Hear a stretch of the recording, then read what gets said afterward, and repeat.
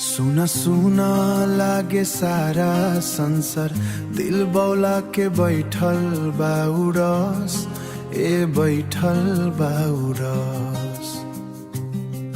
चंदनिया से पूछत बनी राती, कहीं तू भी करत बानियास। हवा में बादल जैसे तू बिखर गईलू, हमारा सपना के पीछे सब छोड़ गईलू।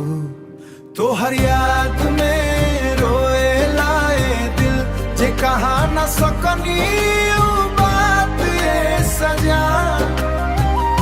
तोहर जुदाइया कतर ना जा, हमारा से कहे तू भाई ला जना। गली गली में चलेला तन्हा पनवा, हमर मुस्कान भी अब खो गइल बा।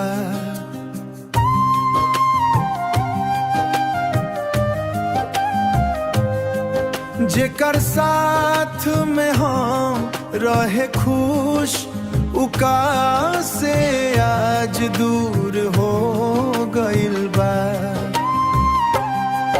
तोहर याद में रोए लाए दिल, जे कहा न सकनी बात ये सजा। तोहर जुदाइया कतर ना जा, हमारा से कहे तू भाई ला जना। दिल से निकले पुकार सुन ले, तानी लौट के आ जा जा। तू ही था उजियारी हमारा, अब बस अंधियारा बा। तोहर याद में रोए लाए दिल, सजा कौन गुनाह के मिलल बा। तोहर नाम सुनते ही टूट जाई, ई दर्द के कौनो इलाज ना बा।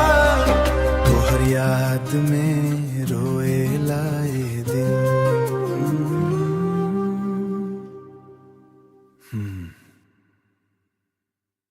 ई दर्द के कौनो इलाज ना बा।